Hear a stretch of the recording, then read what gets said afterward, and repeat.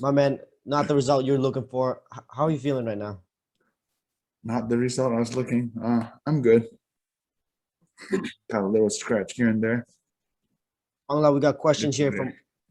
questions here from media from all over the world. I'm gonna open the floor them to you now. The first one will be from Nick Atkin of South China Morning Post. Nick, please go ahead.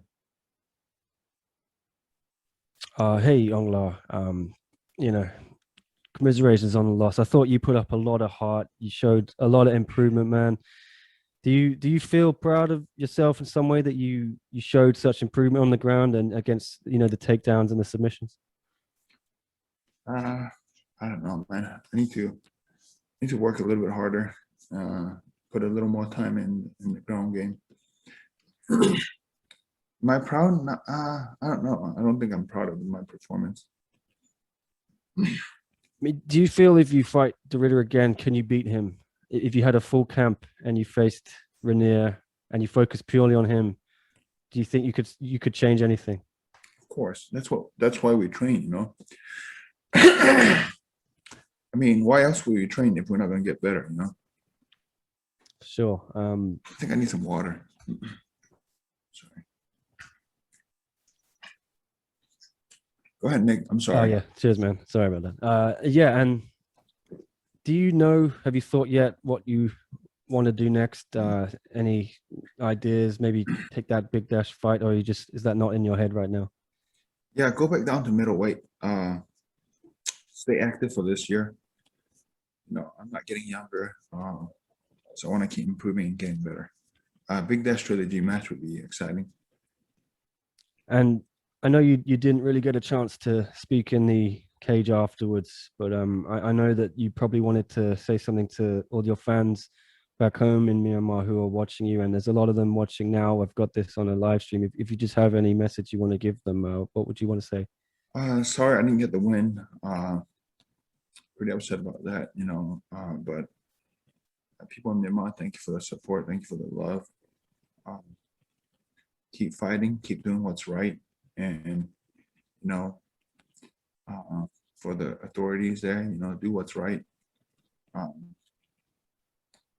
We don't live a long life, and we can't take it to the grave with us. So do what's right. Okay, thank you so much, Ong Law. I really appreciate you taking the time there to speak to me. Thank you, Nick. Next question will go to Leon Jennings of Asian Persuasion MMA. Hey, Ong Law. You really have nothing to be sorry about. You showed what warrior you were for 25 minutes. You took the fight on short notice. How tough was it going from Vitali to Rainier in less than 1 week's notice, obviously when you're preparing for Vitali? I mean, it is what it is. It wasn't tough for me to take the fight because I'm a gamer, I just like to compete, and I made adjustments, but not enough. And obviously you are disappointed in your performance, but like Nick said, your defense on the ground was fantastic against someone who's such a good grappler. He called out, he said he wanted to go up to heavyweight next. How would you see his chances in the heavyweight division? No, Brendan should fight for the light heavyweight belt against him. I'm going back to middle anyway, so. Cool. And lastly, are there any positives you can take from it? Like I said, I think there's a lot of positives there, but can you see any positive right now, or do you have to go away and maybe have a little break and think about it? I'm healthy, I didn't take much damage. Besides, a little scratch here and there. I'll be back in training, and I want to do, 2 or 3 more fights this year, if one championship will allow me to. Keep getting better, I know this was an exciting fight, but it takes 2 to tango. He kept wanting to grapple, so it's I need to work on that department,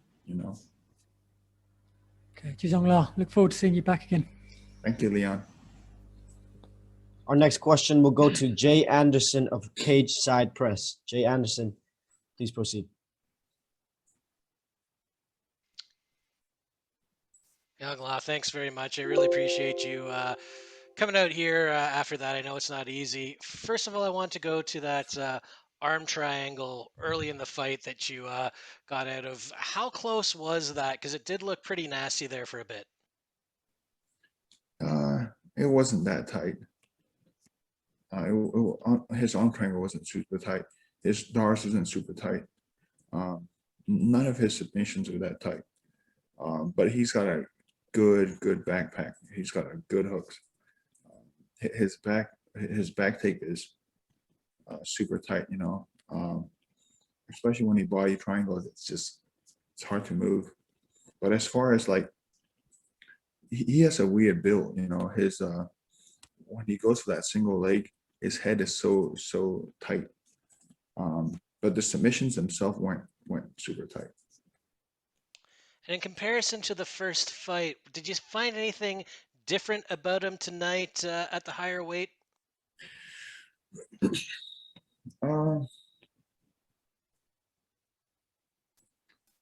Yeah. No, his style is very similar. I was surprised how tight he was, you know, in every position. He didn't give much space at all. Technically very sound on the grappling side, and like his punches went hard, even at a heavier weight. So like he upkicked me real hard, and in the first round he upkicked me pretty hard. He hit me with some good elbows, but he when he had that Darce choke, he kneed me too, but I don't feel like he had that much power. And last one from me. I mean, you spoke about staying active this year, going back to middleweight. After a fight like this, do you take a little bit of time off first, or are you going to be right back in the gym? I don't need to. All these all this damage is like superficial. Like my hands feel good, everything feels good. So I don't think I need to take much time off. All right. Thanks very much again. Our next question will go to Hamad Mir of MMA Diagnosis. Hamad, please go ahead.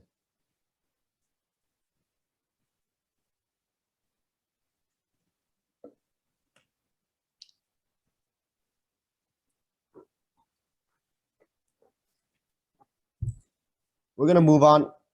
Next question will go to Ivan Stewart of Dugout Philippines. Ivan, please go ahead. Okay. Good afternoon, everyone. Ong La, okay. In connection to a question earlier, how was the pandemic affected your build up for this match? Like your training, how was it affected? I don't think it affected me that much. You know, I stayed in the gym. I mean, the fight week is always off, you know, but it's the same for my opponent too. So I wouldn't blame the pandemic on anything. You know? I don't think it negatively affected me. Although I would like to be a little bit more active, and just a lot of uncontrollables on fight week, and a lot of uncontrollables, you know, during the travel period. But as far as the training goes at the gym, I don't think it affected me that much. All right. After the fight, Rainier suddenly called out the heavyweight division, so he's now challenging for the heavyweight title. Being someone who previously fought Brandon Vera, do you think he has what it takes to beat Brandon or possibly Arjun, depending on the result of their fight in May? I think stylistically, Brendan is a bad matchup for him. Brendan's got, you know, great takedown defense. He's I mean, I train with Brendan now. If you remember, you know, he's he did the Greco wrestling almost at Olympic level, you know, Olympic trials level. So and his build is just as tall as him. So stylistically, I don't think it's a good matchup for Rainier. And Rainier is biting more than he can chew. Rainier is obviously a bad matchup for me, you know, but we'll get it back. All right. Thank you very much. Thank you, Gianni. Next question will go to Conan Altatis of Conan Daily. Hey Ong La, if given the chance, which division would you like to have your rematch with Rainier first? Middleweight or light heavyweight? No, I'm done with light heavyweight. I'm going down to middleweight after this. More middleweight now. It looks like you had a little talk with him inside the cage after the match. I'm just curious what you said to each other. I said, thank you for making me a better fighter. Right. Is it correct to say that you don't like Rainier? No, I don't. He doesn't bother me. You know, I mean, as a competitor, you always need somebody to push you. You know, to be a better competitor. Outside of that, you know, he does talk a lot, but it is what it is. He's just trying to sell fights, and he's trying to make a name for himself. So I don't dislike him. Right. Wish you all the best. I'm sure the whole you. Myanmar is so very proud of you. Thank you. Ong La, we got one last question here from Dylan Bowker of My MMA News. Dylan, please go ahead. Hey there, Ong Law. I appreciate you making some time here. A theme I've heard throughout the scrum here is that middleweight seems to be like the main priority for your last few bouts this calendar year here. How long has just maintaining like a path in one division kind of been on your mind? Like, how long have you been mulling over this? Since I would say since 2019, you know, when I fought Brandon, it's just hard, man. The training camp was just a hard training camp, and at middleweight, it's a easier, like it suits my body a lot better. I didn't have to eat as much, you know. I didn't have to force feed myself to make that light heavyweight weight class. Naturally, I'm not that. My frame isn't, you know, a light heavyweight frame. You know, honestly, I could fight any. I could like I'm down to compete against anybody, but to be the best version of myself, I think middleweight should be the home. Yeah, absolutely. And you were talking about how the submissions weren't necessarily super tight. I'm curious, was it more of like a, I guess, you know, position over submission, functional strength kind of a thing he brought to the table? Yeah, his length is always an issue. You know, I've always had issues with longer guys that want to grapple more than strike, because with long guys that wants to strike, I close the distance. You know, in striking range against a long guy, you have to close the distance. But this is a long guy that wants to grapple, so it's stylistically, it's a harder matchup for me. Well, I really appreciate you making some time, Ong Law, and yeah, just, you know, you enjoy the rest of your night there. Thank you, guys. Thank you so much. Thank you so much for your time, Ong La. Rest up. We'll hope to see you real soon. Yes, sir. See you soon, guys. Peace. That was Ong La N